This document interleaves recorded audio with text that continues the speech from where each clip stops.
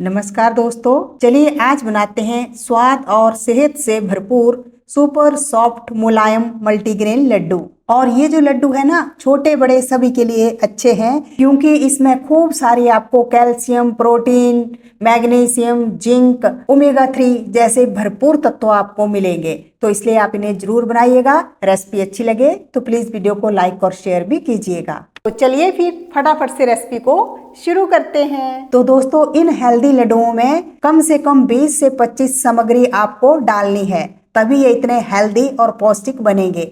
सारी सामग्री मैंने नीचे डिस्क्रिप्शन बॉक्स में दे दी है। और खास बात ये है कि इसमें आप शहद भी यूज कर सकते हैं। तो मैंने इन लड्डुओं में शहद भी यूज किया है। मिठास के लिए आप खजूर भी यूज कीजिएगा।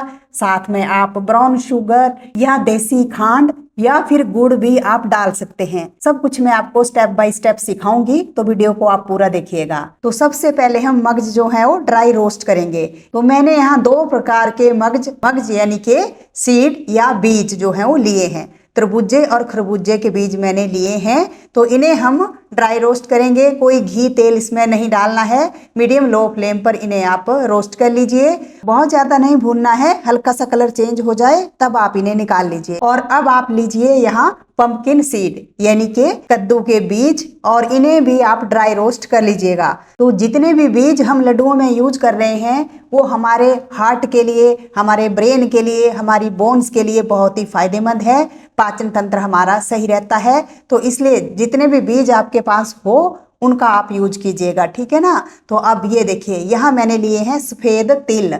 और ये जो तिल है ना, बिना छिलके वाले हैं। अगर आपके पास बिना छिलके वाले तिल नहीं है तो आप छिलके वाले तिल भी ले सकते हैं। और कोशिश कीजिए, मार्केट गए हैं तो फिर आप बिना छिलके वाले मांगिएगा, जिससे क्या है कि हमारे जो लड्डू हैं सॉफ्ट बनते हैं। अब देखिए, सभी बीज बिना छिलके के हैं, इसलिए मैंने एक ही थाली में सबको निकाल लिया। अगर आपके तिल छिलके वाले हैं तो तिल को आप अलग से लीजिएगा, ठीक है ना। अलग से लेने हैं और फिर अलग से ग्राइंड करने हैं। अब आपको लेनी है यहाँ मोटे वाली सौंफ। दोस्तों, सौंफ से हमारे लड्डुओं में बहुत अच्छी सी खुशबू आएगी, साथ में पाचन तंत्र भी हमारा सही रहेगा। और लड्डुओं में हम ज्यादातर गर्म चीजें डाल रहे हैं, तो सौंफ से ये फायदा हो जाएगा कि लड्डू हमारे बैलेंस तासीर के रहेंगे, ना बहुत ज्यादा गर्म होंगे ना बहुत ज्यादा ठंडे होंगे। तो देखिए, अब मैंने यहाँ लिए हैं पॉपी सीड यानी के खसखस। तो इसे भी आप मीडियम लो फ्लेम पर अच्छे से रोस्ट कर लीजिए। दोस्तों, खसखस जो है वो हड्डियों के लिए बहुत अच्छी होती है, साथ में नींद भी अच्छी आती है। तो चलिए, अब कैल्शियम से भरपूर मखाने हम रोस्ट कर लेते हैं।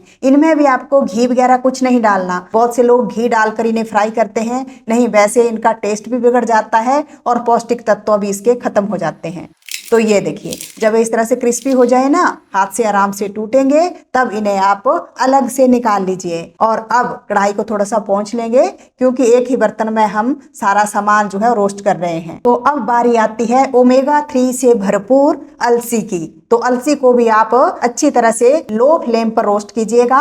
हल्का सा मीडियम फ्लेम भी कर सकते हैं, लेकिन हाई फ्लेम नहीं होनी चाहिए। जैसे ही ये तिड़तिड़ाने लग जाएगी, बस इसको आप अलग से निकाल लीजिए। अलग से ही निकालना है क्योंकि इसे हम ग्राइंड भी करेंगे ना, इसलिए कह रही हूँ कि अलग से रखिएगा। और अब बारी आती है अजवाइन की। तो देखिए, अजवाइन और सौंफ जो है ना, वो पाचन तंत्र को तंदुरुस्त रखेगी। अगर ज्यादा हैवी लड्डू हो जाएंगे तो उसी को ये फिर डाइजेशन में हमें काम आएगी। तो इस तरह की जब सामग्री आपके लड्डू में पड़ेगी, लड्डू जबरदस्त टेस्टी और पौष्टिक होंगे। अब मैंने यहाँ डाल लिया देसी घी। देसी घी को आप अच्छे से गर्म कर लीजिए और इसमें आप गोंद को फ्राई कर लीजिए। ध्यान रखिएगा कि हमारा घी अगर ठंडा होगा तो गोंद अच्छे से नहीं फूल पाएगा। तो बस अब आपको इसमें डाल देनी है किशमिश, क्योंकि जो हमारे गोंद है ना, गोंद में ज्यादा घी लगता है, इसलिए पहले आप गोंद को ही फ्राई कीजिएगा, उसके बाद आप किशमिश को अलग से फ्राई कीजिएगा। अलग अलग से फ्राई करके अलग अलग से ही मैंने अभी रख रही हूँ। तो अब देखिए, 1 कप मैंने यहाँ ले लिया बादाम का। बादाम को भी आप हल्का सा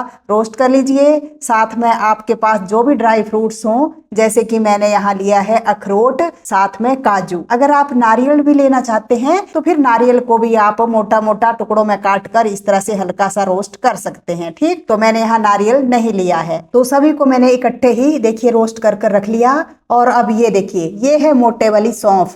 जो हमने रोस्ट कर कर रखी थी ना, उसे मैंने दरदरा सा ग्राइंड कर लिया है। अब आपको अलसी को भी ग्राइंड कर लेना है और ध्यान रखिएगा कि जब ये ठंडे हो जाएंगे ना तभी आपको ग्राइंड करने हैं। अब ये देखिए जो बीज हमने लिए थे वो भी हम दरदरा सा ग्राइंड कर लेंगे, बहुत ज्यादा बारीक इन्हें नहीं करना है, हल्के बीच में मोटे मोटे रहेंगे ना तो देखने में भी अच्छे लगेंगे। ये देखिए अब ये काजू बादाम और अखरोट इन्हें भी आप दरदरा सा ग्राइंड कर लीजिए। और अब गोंद को आप चाहे तो इस तरह से हाथों से ही क्रश कर सकते हैं, तो मैं तो इसे हाथ से इस तरह से क्रश कर रही हूँ। आप चाहे तो ग्राइंडर जार में भी इन्हें ग्राइंड कर सकते हैं, लेकिन देखिए इस तरह से थोड़ा मोटे मोटे बीच में रहेंगे ना तो खाने में अच्छे लगते हैं। बाकी आप ग्राइंडर जार में ग्राइंड भी कर सकते हैं। मैंने तो देखिए हाथ से ही क्रश किया है। इसी तरह से मखाने अगर आप चाहें तो हाथ से क्रश कर लीजिए, नहीं तो देखिए मुझे तो जल्दी है इसलिए मैं जार में डालकर इन्हें ग्राइंड करूंगी। फटाफट से ग्राइंड हो जाते हैं, कोई देरी नहीं लगती है दोस्तों। वीडियो लंबी इसलिए लग रही है क्योंकि बहुत सारी सामग्री हमने यूज की है। अब ये देखिए जो मेरे वाली किशमिश है काफी लंबी लंबी है, तो मैं क्या करूंगी कि इसे टुकड़ों में काट कर डालूंगी। बाकी आपको अगर साबुत पसंद है तो साबुत ले लीजिए, ठीक। अब यहाँ मैंने लिए हैं खजूर, मिठास के लिए भी, साथ में हेल्थ के लिए भी बहुत बढ़िया है, हमारे खून को भी बढ़ाते हैं। तो ताजे अगर आपके पास खजूर हैं तो ताजे ले लीजिए, नहीं तो आप सूखे वाले जो खजूर आते हैं ना जिसे छुआरे कहते हैं वो ले सकते हैं, लेकिन क्वांटिटी फिर आप उसकी कम रखिएगा क्योंकि ये बहुत ज्यादा सॉफ्ट हैं। इसलिए मैंने सिर्फ गुठली निकाली और थोड़ा थोड़ा इन्हें काट कर रख लिया। तो छुहारे लिए हैं तो उन्हें आप ग्राइंड कीजिएगा, ठीक है। वैसे खजूर का टेस्ट ज्यादा अच्छा आता है। अब बारी आती है देसी घी और डालने की। तो देसी घी देखिए मैंने यहाँ 1 कलछी और डाल ली इसी कढ़ाई में। घी जब गर्म हो जाए तब इसमें मैं डाल रही हूँ 1 कप मल्टीग्रेन आटा। जी हाँ दोस्तों, मैंने मल्टीग्रेन आटा लिया है, आप चाहें तो गेहूं का आटा भी ले सकते हैं। और मल्टीग्रेन आटा कैसे बनाया जाता है ये मैंने आपको पहले सिखा दिया है। तो ये देखिए थोड़ा सा ही भून गया, बहुत ज़्यादा नहीं भूनना है क्योंकि इसी के साथ हमें बेसन भी भूनना है। तो क्योंकि घी कम है तो 1 कलछी घी मैंने और डाल ली।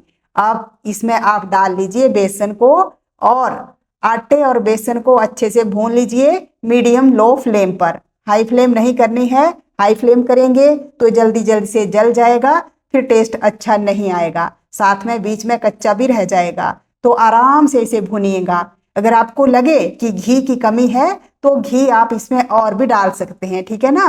देखिए मुझे घी कम लगा तो मैं और घी डाल रही हूँ। टोटल कितना घी लगा है ये आपको लास्ट में मैं बता दूंगी।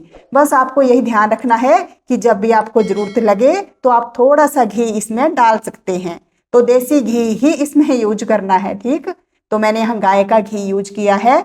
अब आप देख सकते हैं हमारा जो आटा और बेसन है अच्छे से भून गया है। अब ये घी को छोड़ने लग गया है। ये देखिए इसी तरह से आपको ये भूनना है।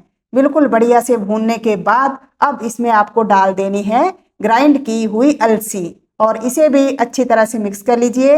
1 मिनट के लिए इसे चला लीजिए क्योंकि अलसी हमने पहले ही भून कर रखी है तो ज़्यादा इसे भूनने की ज़रूरत नहीं है। बस जब अच्छे से आटा और अलसी मिल जाएंगे तो उतना ही आपको इसे भूनना है, बहुत ज़्यादा भूनने की ज़रूरत नहीं है। 1 मिनट के अंदर अंदर ये हो जाता है। अब 1 कप मैंने यहाँ डाल दिया ऑर्गेनिक ब्राउन शुगर, क्योंकि अभी इसमें हम शहद भी डालेंगे इसलिए कम ही शुगर मैंने डाली है। दोस्तों अगर आपके पास ऑर्गेनिक ब्राउन शुगर नहीं है तो फिर आप इसमें दूसरी चीनी भी डाल सकते हैं या फिर गुड़ भी डाल सकते हैं। गुड़ डालना है तो गुड़ को फिर मेल्ट करके डालना है, ठीक है ना। अब यहाँ मैं डाल रही हूँ मावा। तो अगर आपके पास घर का बना हुआ मावा है तो वो डाल लीजिए। घर में मावा कैसे बनाया जाता है इसकी रेसिपी मैंने बहुत बार आपको सिखाई हुई है, लेकिन आज मैं मार्केट वाला मावा ही यूज कर रही हूँ। तो 200 ग्राम मावा मैंने यूज किया है। अब क्योंकि मावे में भी मॉइस्चर होता है तो जो हमने यहाँ ब्राउन शुगर डाली वो बढ़िया से इसमें मेल्ट हो जाएगी, बिल्कुल भी इसमें दाने नहीं रहेंगे। अब ये देखिए घी मुझे कम लग रहा था तो थोड़ा घी मैंने और डाल लिया है। अब लो फ्लेम पर आपको अच्छी तरह से इसे मिक्स कर लेना है और अब इसमें आप डाल लीजिए भुनी हुई अजवाइन, साथ में सौंठ, ड्राई जिंजर पाउडर जिसे कहते हैं। तो देखिए कितनी हेल्दी चीज़ें इसमें हम डाल रहे हैं, तो इसे आप ज़रूर से ट्राई कीजिएगा। और दोस्तों मेरी आपसे रिक्वेस्ट है अगर आपको वीडियो पसंद आए तो प्लीज़ वीडियो को लाइक और शेयर कीजिएगा। मेरा वीडियो आप कहाँ से देख रहे हैं कमेंट बॉक्स में ज़रूर लिखिए जिससे मैं आपका धन्यवाद कर सकूँ। और अब ये मैंने डाल दी ग्राइंड की हुई सौंफ। तो इसे आपको दरदरा सा ही ग्राइंड करना है, बस अच्छे से मिक्स करना है और मिक्स करने के बाद इसमें डाल देने हैं यहाँ खजूर। क्योंकि खजूर में भी मॉइस्चर होता है, इसलिए अभी आपको लग रहा होगा कि इसमें कम घी है, लेकिन अभी हम इतना ही घी डालेंगे, जरूरत पड़ेगी तो बाद में देख लेंगे। तो अब इसे हम परात में पलट लेंगे और सारा मिक्सचर इसमें डाल लेंगे। जो ड्राई फ्रूट्स हमने इकट्ठे ग्राइंड किए थे ना, वो भी मैंने इसमें डाल लिए। अब आपको फटाफट से इसको मिक्स करना है, इसे बिल्कुल ठंडा नहीं होने देना है, नहीं तो फिर आपसे लड्डू बंधेंगे नहीं, इस बात का ध्यान रखिएगा। तो ये डाल दी मैंने यहाँ ग्राइंड की हुई छोटी इलायची, बहुत अच्छा फ्लेवर आता है इससे। तो इसे आप मिश्री के साथ या चीनी के साथ ग्राइंड करेंगे तो अच्छे से ग्राइंड हो जाती है। और ये मैंने यहाँ डाल दिया शहद। बस अब अच्छे से इसको मिक्स कर लीजिए। अब देखिए शहद में भी नमी है, तो बढ़िया से हमारे जो लड्डू है बाइंड हो जाएंगे। बहुत ज़्यादा घी डालने की ज़रूरत नहीं है, ज़रूरत लगे तो थोड़ा सा शहद और डाल लीजिए। और जैसा कि मैंने आपको पहले भी कहा, अगर आप शहद नहीं डालना चाहते हैं तो फिर आप गुड़ भी डाल सकते हैं। ये देखिए बांध कर देख लीजिए, अगर जरूरत पड़े तो थोड़ा सा घी और डाल लीजिए, लेकिन घी ठंडा नहीं डालना है, ठीक है ना। अच्छे से मेल्ट करके गर्म घी ही डालना है।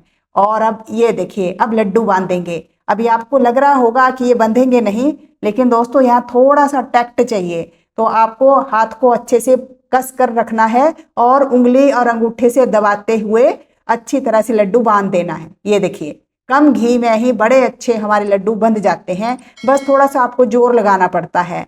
और क्योंकि मेरी जो कढ़ाई है ना वो छोटी थी, इसलिए फिर मैंने परात में पलटा। आप चाहें तो उसी बर्तन में रहने दीजिएगा, जिससे कि आपका मिक्सचर ठंडा नहीं होगा। और हाँ, यहाँ आपको लगे अगर कि ये बंद नहीं रहे हैं तो आप फिर से इसमें थोड़ा सा देसी घी डाल सकते हैं, लेकिन जरूरत नहीं है, बस थोड़ी सी प्रैक्टिस चाहिए यहाँ आपको। और जितना आपने मिक्सचर लिया वो थोड़ा नीचे भी गिरेगा। जब आप लड्डू बनाएंगे तो आपको लगेगा कि बंद नहीं रहे हैं, आधा तो नीचे गिर रहा है, लेकिन नहीं, ऐसा नहीं होगा, अच्छे से बंध जाते हैं। और लास्ट में अगर मिक्सचर थोड़ा ठंडा हो जाए ना तो उसे आप हल्का सा गर्म कर कर यूज कर सकते हैं। और अब ये देखिए मैंने यहाँ 1 किलो का डिब्बा लिया था देसी घी का, इसमें से आधा किलो घी ही लगा है। अब आप देख सकते हैं कितने बढ़िया सुपर सॉफ्ट हमारे लड्डू बने हैं। दोस्तों बहुत ही अच्छे हैं, हेल्दी हैं, बच्चों को खिलाइए चाहे बड़ों को खिलाइए, सबके लिए बेस्ट हैं। प्लीज़ वीडियो को लाइक और शेयर कीजिए, और वीडियो देखने के लिए आपका दिल से धन्यवाद।